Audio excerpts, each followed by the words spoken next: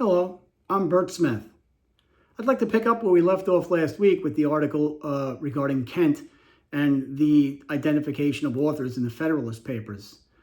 This week I found a really great article from America, History and Life with Full Text Database that addresses Chancellor Kent as the first biographer of Alexander Hamilton. In Chancellor Kent's brief review of the public life and writings of General Hamilton, a newly identified document, Douglas Adair reviews the unauthored biography of Hamilton, which was published in the Albany Sentinel after his death.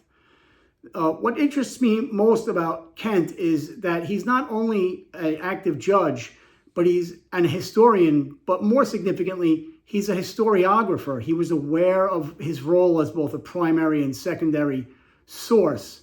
The Albany Sentinel article was narrowed down to several people.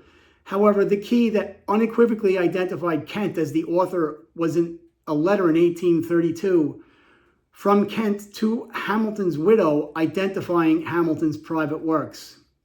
Adair notes how Kent's career and political thought was influenced by Hamilton, about whom Kent wrote, "He has fallen by the hands of a base assassin. Accept, venerable shade, this tribute of a friend who regards thy loss as a great national calamity and recollects thy talents and virtues with the purest respect and the fondest devotion." And that's at page 202. In James Kent and the Emergence of New York's Libel Law, Donald Roper notes that New York's libel laws were substantially formulated in the first quarter of the 19th century, and the highest court was the Court of Errors, which was comprised of Chancellor Kent and 5 Supreme Court justices. Roper highlights Kent's reputation as ultra-conservative Federalist, and his views for a free press and libel laws were derived from Hamilton's arguments and views in the case of People versus Croswell, wherein the court adopted the rule that truth could be used as a defense.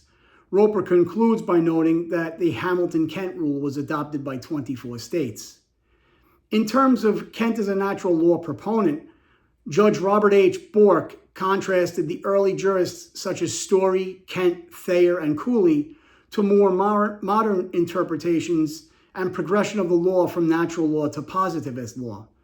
Judge Bork notes that the progression led to nihilism, or has led to nihilism in American law, because it's not based on the Constitution, but from other philosophical sources. Kent argues that the underpinning of natural law liberties rests in the Constitution. Quote, "For Story, Kent, Cooley, and Thayer, the source was the intent of the framers and ratifiers, and that was to be discovered from text, history, structure, and precedent," and that's at page 59. In the influence of Story and Kent on the development of the common law, Morgan Dowd introduced the papers presented at the first regional conference of the American Society for Legal History, which took place in 1972, and which papers were later published, and Dowd's short, brief article was the introduction. And what was noteworthy was the search that the conference chair was John Horton, who's the author of the biography James Kent, A Study in Conservatism.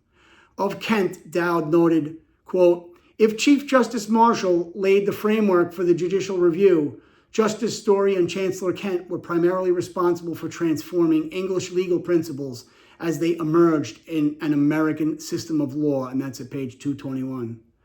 As part of my search, a lot of the resources from the America database were actually found or transferred to Hein Online.